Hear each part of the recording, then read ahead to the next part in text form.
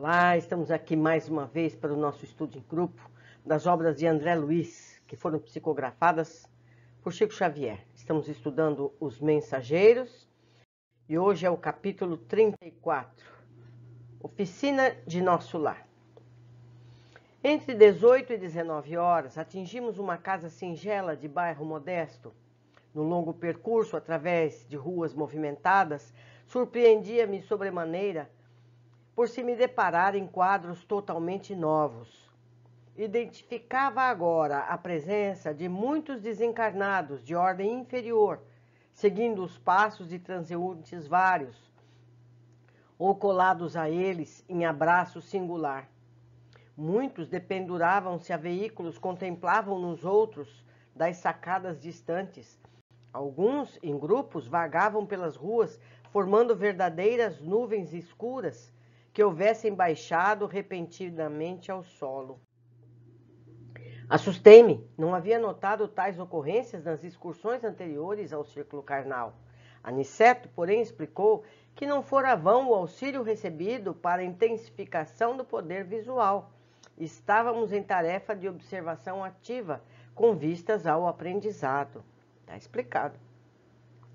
Não dissimulava, entretanto, a minha surpresa. As sombras sucediam-se umas às outras, e posso assegurar que o número de entidades inferiores, invisíveis ao homem comum, não era menor nas ruas ao de pessoas encarnadas, em contínuo vai e vem. Não havia ali a serenidade dos ambientes de nosso lar, nem a calma relativa do posto de socorro de Campo da Paz. Receios imprevistos instalavam-se-me na alma. Desagradáveis choques íntimos assaltavam-me o coração, sem que lhes pudesse localizar a procedência. Tinha a impressão nítida de havermos mergulhados num oceano de vibrações muito diferentes, onde respirávamos com certa dificuldade. Nosso instrutor esclarecia que, com o tempo, seriam dilatados nossos poderes de resistência e que as penosas sensações experimentadas obedeciam a circunstância de ser aquela a primeira vez que descíamos ao ambiente da crosta em serviço de análise mais intenso. Recomendávamos bom ânimo e, sobretudo, a conservação da fortaleza mental, antes quaisquer quadros menos estimáveis, que nos defrontassem de imprevisto. A eficiência do auxílio, exclamava ele, necessita educação persistente. Não seria possível ajudar alguém prendendo-nos às fraquezas de qualquer espécie. Os conselhos de Aniceto acalmavam-nos a alma surpreendida e inquieta, e eu tudo fazia no íntimo para ajustar-me aos alvitres do bondoso orientador, mesmo porque, asseverava ele, que diversos companheiros adiavam nobres realizações em virtude das manifestações de injustificável receio. Aquela residência de aspecto tão humilde que alcançávamos agora proporcionava carijosa impressão de conforto. Estava lindamente iluminada por clarões espirituais que recordavam precisamente nossa cidade tão distante. Fundamente surpreendido, reparei que o nosso orientador se detivera. Notando a nossa admiração, Aniceto indicou a casa pobre e falou: teremos aqui o nosso refúgio. É uma oficina que representa nosso lar. Profundo assombro empolgou-me o íntimo, mas não tive ensejo de indagações. Precisava seguir um instrutor, que tomava a direção da casa pequenina. Aproximamo-nos do jardim, que rodeava a construção muito simples, e estupefato observei que numerosos companheiros espirituais assomavam à janela, saudando-nos alegremente. Que significava tudo aquilo? De outras vezes visitara minha cidade, meu antigo lar, mas nunca vira tal coisa. Aniceto compreendeu minha perplexidade e explicou: os irmãos que nos saúdam são trabalhadores espirituais que se abrigam nesta tenda de amor. Um cavalheiro muito simpático e acolhedor abriu-nos a porta. Esse pormenor foi outra coisa imprevista. Tal não sucedia quando voltava à minha velha casa terrena. As portas cerradas não me ofereciam obstáculos. Ali, porém, vigorava um sistema vibratório de vigilância que eu não conhecia até então. Nosso instrutor envolveu o anfitrião num abraço amistoso, apresentando-nos em seguida. Aqui, meu caro Isidoro, disse a indicar-nos carinhoso, são os nossos amigos Vicente e André, novos cooperadores de serviço em nosso lar. Muito bem, exclamou Isidoro, abraçando-nos. Nossas atividades precisam de trabalhadores operosos. Entrem. E acrescentou o hospitaleiro. A casa pertence a todos os cooperadores fiéis do serviço cristão. Era a primeira vez que eu via uma entidade espiritual com tão segura chefia de uma casa terrestre. Penetramos o ambiente modesto. Altamente surpreendido, reparei o interior. A paisagem material mostrava alguns móveis singelos, velhos quadros a óleo nas paredes alvas, velha máquina de costura movimentada por uma jovem, apresentando 16 anos. Um rapazote de 12 anos presumíveis, atento a cadernetas de exercícios escolares. 3 crianças de 9, 7 e 5, aproximadamente. E como figura central do grupo doméstico, uma senhora de 40 anos, mais ou menos, tricoteando uma blusa. Notei, porém, que a fronte do tórax, do olhar e das mãos dessa senhora irradiavam luz incessante, que não me permitia sofrer minhas impressões admirativas. Aniceto designou-a respeitoso e falou. Temos aqui a nossa irmã Isabel. Para os olhos humanos, ela é viúva de Isidoro, mas para nós é uma servidora leal nas atividades da fé. Reparei que Dona Isabel parecia, de algum modo, registrar a nossa presença, acusando certa surpresa no olhar, mas Aniceto adiantou-se esclarecendo. Nossa amiga é senhora de grande evidência psíquica, mas os benfeitores que nos orientam os esforços recomendam não se lhe permita a visão total do que se passa em torno das suas faculdades mediúnicas. O conhecimento exato da paisagem espiritual em que ela vive talvez lhe prejudicasse a tranquilidade. Isabel, portanto, apenas pode ver, mais ou menos, a 20ª parte dos serviços espirituais em que colabora de modo direto. Isso é muito importante, esse trecho. Vamos estudá-lo mais tarde, lá no fim. A essa altura, Isidoro nos indicou pequena sala ao lado e falou a Aniceto em particular. Desculpe-me se não lhes posso acompanhar no repouso necessário. Descanse, contudo, à vontade. Tenho serviços urgentes na recepção de outros amigos. Nosso mentor agradeceu comovidamente e, acompanhando, alcançou modesto salão, pobremente mobiliado, mas quase repleto de entidades envolvidas em conversação edificante. Confortadoras luzes brilhavam em todos os recantos. Havia ali um velho relógio, tosca mesa de grandes proporções, uma dúzia de cadeiras e alguns bancos rústicos. A claridade espiritual reinante, todavia, era de maravilhoso efeito. Muita gente esclarecida e generosa do plano invisível aos humanos aí se reunia. Aniceto cumprimentou os grupos que lhe eram mais íntimos de modo especial. Apresentou-nos com bondade de sempre. Sentindo-nos admiração, esclareceu. Quando nos vimos mais a sós, num canto do salão. Estamos numa oficina de nosso lar. Isidoro e Isabel edificaram-na num ato de heroísmo e fé, tendo saído de nossa cidade para essa tarefa. Vai para mais de 40 anos. Graças a Deus, ambos têm vencido galhardamente árduas provas e mantêm seus compromissos corajosamente em serviço na crosta. Há 3 anos voltou ele para a nossa esfera.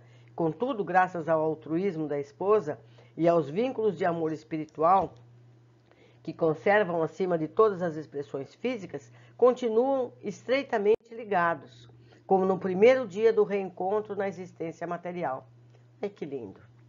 Dada essa circunstância invulgar, as autoridades de nosso lar concederam-lhe permissão para continuar nesta casa como esposo amigo, pai devotado, sentinela vigilante de trabalho fiel. Entende? Porque a rotina é o falecido seguir para alguma colônia. Mas, dada a circunstância do amor entre os dois e principalmente da tarefa evangélica que eles desenvolvem, foi permitido a ele continuar morando na casa. Importante essa observação. E observando talvez a nossa maior surpresa, Aniceto acrescentou: sim, amigos, o caso não define responsabilidades, nem atende à construção séria. A edificação espiritual pede esforço e dedicação, assim como os navios do mundo necessitam de âncoras firmes para atenderem eficientemente a sua tarefa nos portos. Também nós precisamos de irmãos corajosos e abnegados que façam o papel de âncoras entre as criaturas encarnadas, a fim de que por elas possam os grandes benfeitores da espiritualidade superior se fazerem sentir entre os homens ainda animalizados, ignorantes e infelizes.